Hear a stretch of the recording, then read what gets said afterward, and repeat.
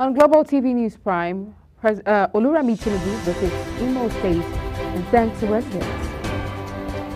In business, Nigerian National Petroleum Company Limited proposes 5 liquefied natural gas plants for Kogi. On the foreign scene, TikTok set to be banned in US after losing appeal. And in sports, 4 Nigerian referees to officiate Confederation Cup game. Hello and welcome to all our viewers in Nigeria and around the world to News Prime on Global Television, coming to you live from the nation's capital, Abuja. I am Queen Agaba.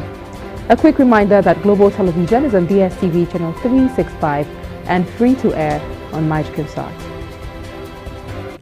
First Lady Senator Oluremi Tinubu has visited Imo State to thank the people for their support in the last general election that brought her husband, President, to power. Amarachi Ibe has the story which we'll bring to you in our subsequent bulletin. The Inspector General of Police, Kayode Egbetokun, says the criminal justice system in Nigeria is weak, sick, and needs a complete overhaul.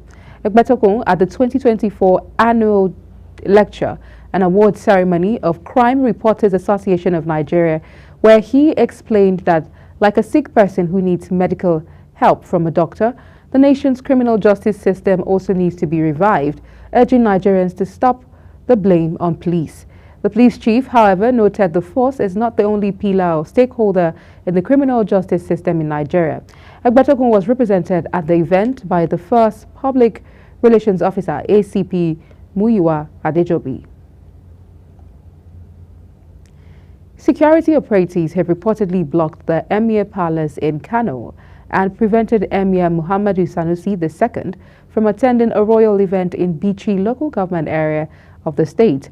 The Emir was reportedly scheduled to attend a royal ceremony to present a staff of office to a new district head of Bichi, but was asked to remain indoors by heavily armed security operatives, while the entrance of the palace was also blocked by armored personnel carrier vehicles. There has been an ongoing legal tussle between the 15th Emir, Aminu Ado Bayero, and the Emir Muhammadu Sanusi II. Kano State Governor Abba Yusuf in May 2024 signed a new emirate law that dissolved the previous 5 emirates of Kano, Bichi, Gaya, Rano, and Karaye, installing Muhammadu Sanusi II as the 16th Emir, Fulani Emir of Kano.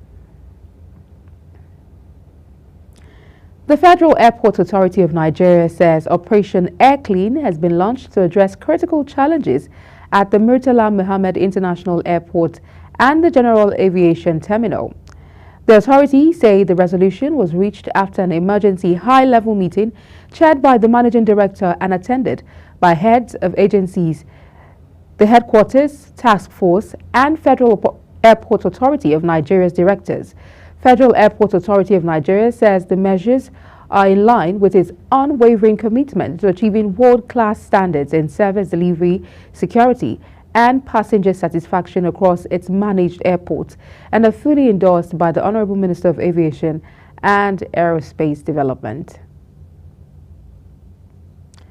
Not less than 2 explosive devices went off at separate locations in the Dansadao district of Maru local government area of Zamfara state. Reports say the 2 explosions occurred on the road between Dansadao and Malamwa and another on Malele Road, all in Dansadao district. A resident, Nuhu Babangida, was quoted as saying passengers in a canter truck going to the Dansadao weekly market had escaped death after the truck loaded with grains ignited the bomb. The Police Service Commission, PSC, has approved the dismissal of 18 senior police officers, which comprised 10 assistant superintendents, 4 deputy superintendents, 2 chief superintendents, and 1 superintendent. The Commission also approved the reduction in ranks of 19 other senior police officers, 1 assistant commissioner of police, 1 chief superintendent, 2 superintendents and 2 deputy superintendents, and 13 assistant superintendents.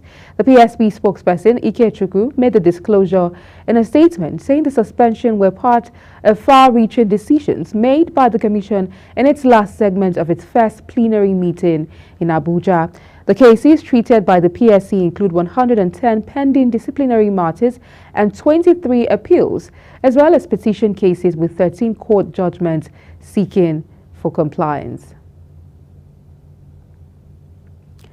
Muslim community has been thrown into mourning following the passing of one of its most revered figures, Alhaji Muhyiddin Bello. Born in 1940 in Ibadan, Alhaji Bello was widely respected for his profound teachings and unwavering dedication to Islamic scholarship. The announcement of his demise was made by another prominent Islamic scholar, Alfa Aribidesi of At-Taudi Islamic Dawah, this morning. The presidency has stated that France is not taking over Nigeria's mining sector, solid minerals, or security rights, contrary to speculations on social media. These speculations were drawn from President Bola Tinubu's recent state visit to France, where Nigeria and France signed a memorandum of understanding to develop joint projects to promote and diversify both countries' critical minerals value chains in the solid minerals sector. Special advisor to the President on Media and Public Communications, Sunday Dare, in a statement issued on X, clarified that Nigeria did not sign away its mining rights. Amid growing controversy over the proposed tax reform bill, Governor Uzodinma has called for informed dialogue rather than baseless criticisms. Speaking to Government House correspondents in Owerri, Imo State capital, the governor urged critics to thoroughly review the bill and provide specific recommendations for improvement. The governor stressed that tax reforms are crucial for national development and economic stability. He encouraged lawmakers, economists, and citizens to collaborate in refining the bill to ensure it meets Nigeria's developmental needs. Well, my understanding of the bill is that many of us who are criticizing the bill have not even taken time to go through the bill, to understand the merits or otherwise of the bill that has been presented. I would therefore want to call on all of us to take time and study the bill and identify those areas that think that are not desirable to enable us to criticize it. I have occasions where people complain of multiple taxations. I've had occasions where people complain of the presence of many agencies at different locations collecting taxes. One thing I have seen that this bill intends to achieve is to have a harmonized position where different types of taxes can be paid through a single window. For me, it is an advanced method of collecting taxes all over the world. But if there are some of the taxes anybody thinks that is not going to go down well with the public, let us understand which of those taxes, and then we will reason together and then find it. The Minister of State for Defense, Bello Matawalle, has disclosed that the federal government has begun payment of pensions and other entitlements to retired military personnel, including 3-month arrears. The minister made this known in a statement issued in Abuja by the Director of Information and Public Relations, Ministry of Defense, Henshaw Ogubike. Recall that retired military personnel had halted activities at the Federal Ministry of Finance in Abuja to protest their unpaid entitlements, expressing their frustration over the federal government's failure to pay the promised 20% to 28% salary increment from January to November 2024. However, Matawalle said the government has begun payment of military salary increases and the military personnel have already started receiving alerts for the payment. And now to matters of education. Lord Mayor of Leeds City, United Kingdom, Abigail Katung, has advocated a multi-dimensional strategy to boosting education quality in Nigeria. Katung made the call while delivering the 22nd convocation lecture of the Benedict University, Okada, underscoring the need for quality education in Nigeria. The Nigerian-British-born politician, while citing systematic challenges such as inadequate funding and outdated curriculum as factors hindering its development, advocated the United Nations Educational, Scientific and Cultural Organization UNESCO recommended budgetary provisions, transparency and effective resource utilization as strategies to enhance learning quality. In the meantime, the Minister of Education, Maruf Alausa, has assured academic unions and the President Bola Tinubu-led administration will honor agreements reached with them, while assuring that the remaining 50% of withheld salaries will be paid. Alausa, however, urged labor unions, particularly those in the education sector, to prioritize the welfare and education of Nigerian students by choosing dialogue over strike actions. His appeal was directed at the Academic Staff Union of Universities, the Senior Staff Association of Nigerian Universities, the Non-Academic Staff Union of Educational and Associated Institutions, and the National Association of Academic Technologists. Alausa emphasized that industrial action should be a last resort, used only after all other options have been exhausted. Special Advisor on Information and Strategy to President Bola Tinubu, Bayo Onanuga, has said work is currently ongoing at the 150,000 barrels per day plant of the Port Harcourt Refining Company in Rivers State. The presidential aide, in a post on X titled "The Lies and Doubt About the Refinery," had been dismissed by the team's fact-finding mission. Onanuga also said the 60,000 barrel per day refinery is operating at 70% of installed capacity and plans to increase production shortly, adding that the refinery receives regular crude oil contrary to claims of lacking the product. The federal government has launched the 2024 Hazard Risk Country-Wide Analysis. This analysis is aimed at strengthening disaster preparedness and mitigation efforts across the country. It is against this backdrop that the Vice President Kashim Shettima called for enhanced collaboration among stakeholders to address Nigeria's vulnerabilities to disasters and climate change, as well as building a safer and more resilient Nigeria. Shettima, speaking during the launch event in Abuja, reaffirmed the federal government's commitment to safeguarding lives and livelihoods from ecological and other risks.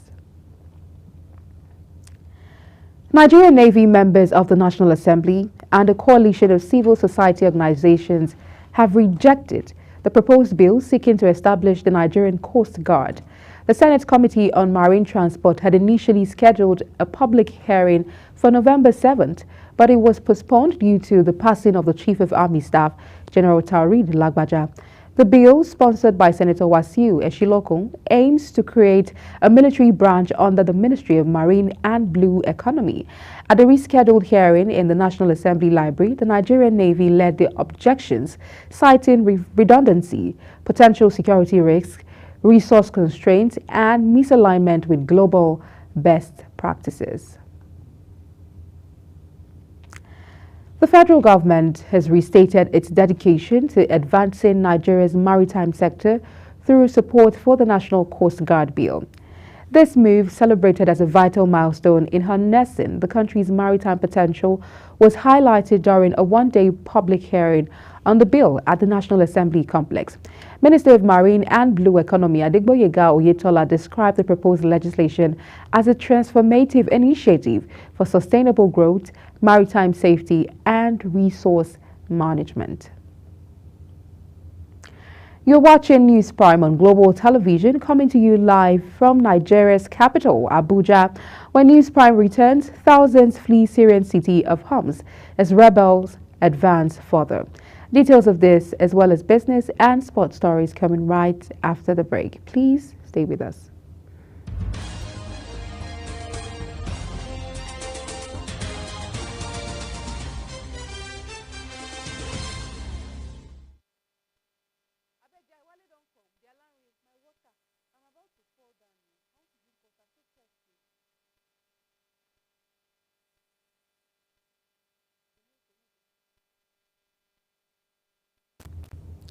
Many thanks for staying with us. If you've just joined us, this is Global Television, bringing you live broadcast of the News Prime.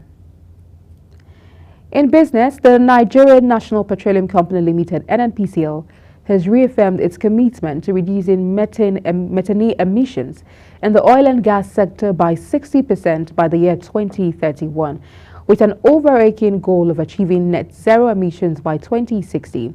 The NNPC on its X platform say This is a bold step towards combating climate change, which aligns with the nation's leadership role in Africa under the Global Methane Pledge initiative. The Group Chief Executive Officer of NNPC Limited, Mele Kyari, highlighted ongoing efforts to meet these targets during a meeting in Abuja with the U.S. State Department's Global Methane Program Manager, Robert Lee Martin, and a team from Deloitte. He says reducing methane emissions is not just an environmental necessity, but also a strategic imperative for Nigeria's energy transition. The Nigerian National Petroleum Company Limited, NNPCL, is set to establish 5 mini liquefied natural gas plants in Ajaokuta local government area of Kogi State in 2025. The Chairman, Senate Committee on Local Content, Senator Natasha Akpoti Uduagan, disclosed this while speaking at the 13th Annual Practical Nigerian Content Forum. In a statement by her Chief Press Secretary, Arogbonlo Israel, in Abuja, the Kogi Central lawmaker said the project would be flagged off next year, describing them as the largest concentration of such projects in one senatorial district in the country. On the foreign scene, TikTok's bid to overturn a law which would see it banned or sold in the United States from early 2025 has been rejected. The social media company had hoped a federal appeals court would agree with its argument that the law was unconstitutional because it represented a staggering impact on the free speech of its 170 million U.S. users. But the court upheld the law, which it said was the culmination of extensive bipartisan action by the Congress and by successive presidents. TikTok says it will now take its fight to the U.S. Supreme Court, the country's highest legal authority. Tens of thousands of people are fleeing Syria's third-largest city, Homs, in fear that Islamist-led rebels will continue to advance towards the capital, Damascus. The rebels seized Hama to the north, a second major blow to President Bashar al-Assad, who lost control of Aleppo last week. The leader of the Islamist militant group, Hayat Tahrir al-Sham, Abu Muhammad al-Jawani, told residents of Homs that their time has come. Syrian rebels launched a surprise offensive against the government last week and has so far captured 2 major cities and have been advancing south, and Homs is the next city on the road from Aleppo to Damascus. South Korea's President Yoon Suk Yeol has ordered the arrest of his own ruling party's leader, Han Dong-hoon, when he declared martial law on Tuesday night. The arrest list also included the leader of the main opposition Democratic Party, Lee Jae-myung, as well as 3 opposition lawmakers. The National Intelligence Service Deputy Director made this known.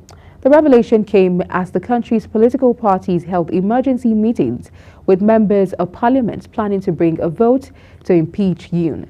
The motion, which is scheduled for Saturday, will pass if two-thirds of MPs vote for it. French President Emmanuel Macron has said he will name a new prime minister in the coming days after Michel Barnier resigned following a no-confidence vote in Parliament. In a 10-minute address to the nation, he rejected opposition pressure to stand down, vowing to stay in his post fully until the end of the mandate in 2027.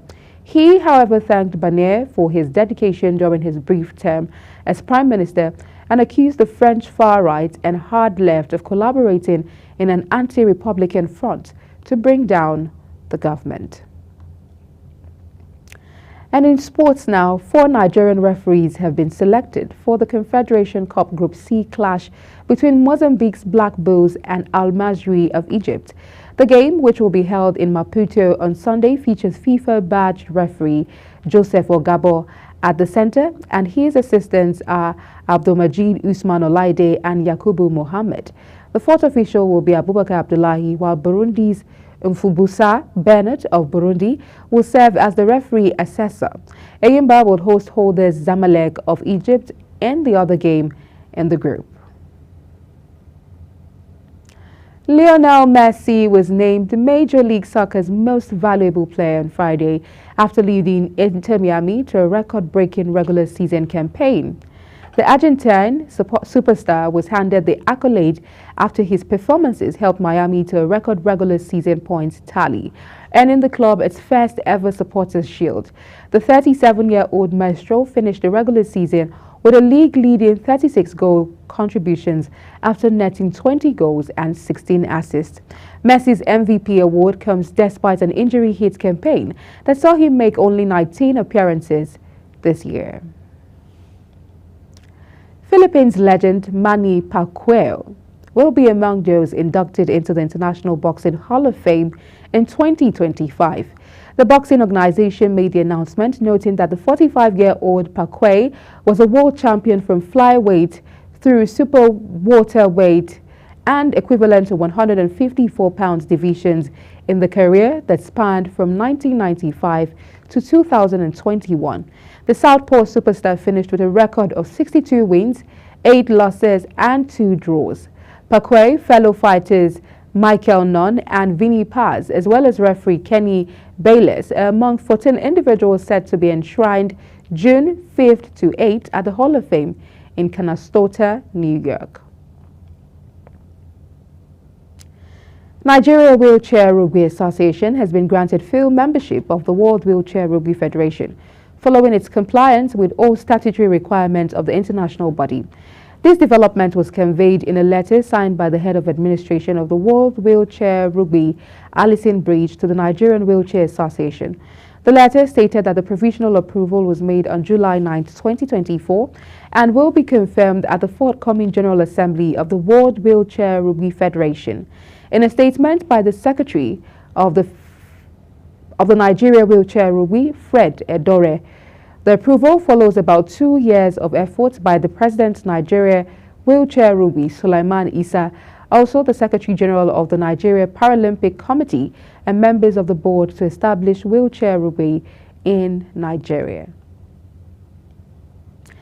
As we end the Global News Prime, here is a quick look at some of our top stories.